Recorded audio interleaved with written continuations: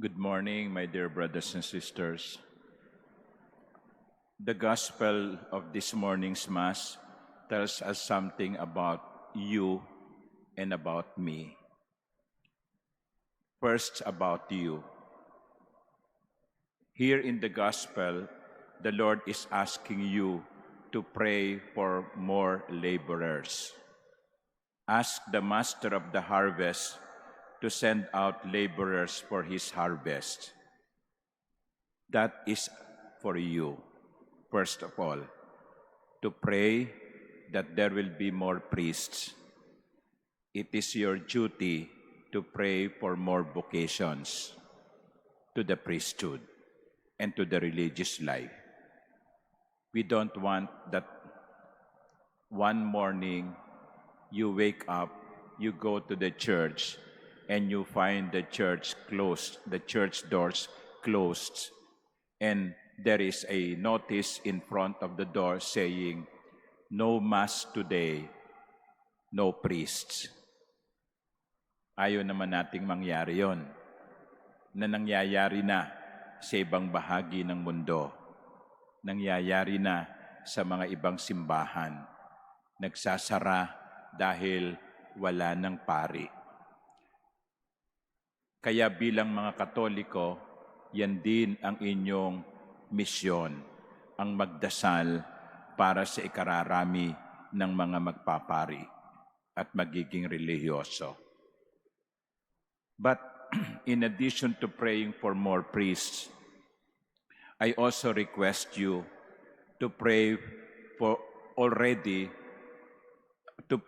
those who are already laboring in the vineyard. Not only ask for more laborers, but pray for those who are already laboring in the vineyard. Ipagdasal ninyo, hindi lamang dumami ang pari, kundi yung mga pari na ay manatiling pari pa rin. Manatiling pari pa rin. Kasi katotohanan na merong mga naging pari, pero bumitiw na sa kanilang tungkulin. Hindi na aktibong pari ngayon. Ipagdasal ninyo yung katapatan, kabanalan, at kalusugan ng mga pari. Kahapon lang po, isang pari ng Maynila, si Father Joey Bustillo, ang inatake sa puso at namatay. Namamatay din po ang pari. No? Namamatay din kami. Kaya ipagdasal ninyo ang kalusugan ng mga pari. Ipagdasal ninyo ang kabanalan ng mga pari. Ipagdasal din ninyo ng mga pari ay laging maging masaya sa kanilang pagkapari. So that is the gospel. That is what the gospel is telling you about your duty. To pray for more priests and to pray for those who are already laboring in the vineyard. But what does it say to me? What is my duty? At the beginning of the gospel, Saint Luke said, Jesus appointed 72 other disciples whom he sent ahead of him in pairs to every town and place he intended to visit. Isinugo niya sila sa mga lugar na kanya ding bibisitahin. In other words, the 72 disciples were sent as a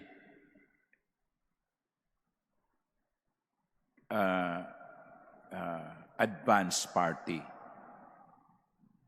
As an advance party. Tagapaghanda lang sila ng pupuntahan ng Panginoon. Here in this gospel, Saint Luke is telling me, Father, hindi ikaw ang tagapagligtas, ha? Hindi ikaw ang Savior. Tagapaghanda ka lang ng daan patungo sa pupuntahan ni Jesus. I think that should always be clear to us priests. Lalo na ngayon,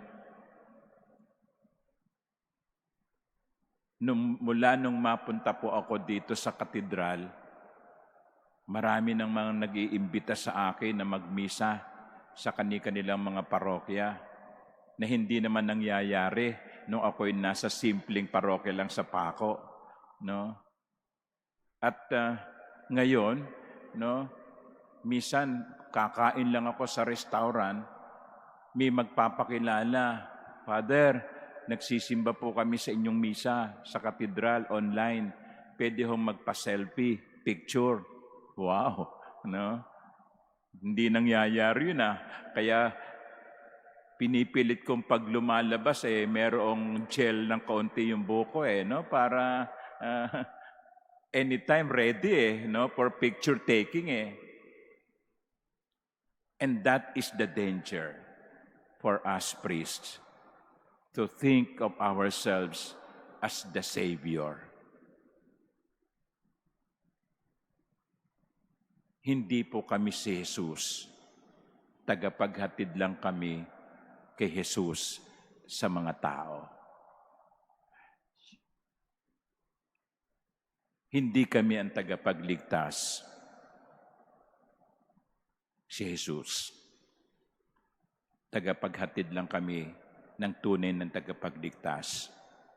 And I think this is always the danger to us priests, the temptation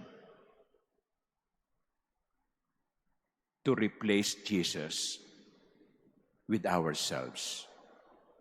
Kaya ipagdasal nyo, no, na wag pumasok sa isip ko at maging mayabang, no, na dahil ang mga tao ay lumalapit sa amin, ang mga tao ay pinupuri kami sa aming ginagawa, ang mga tao ay nagagalak na makasama kami bilang mga pari.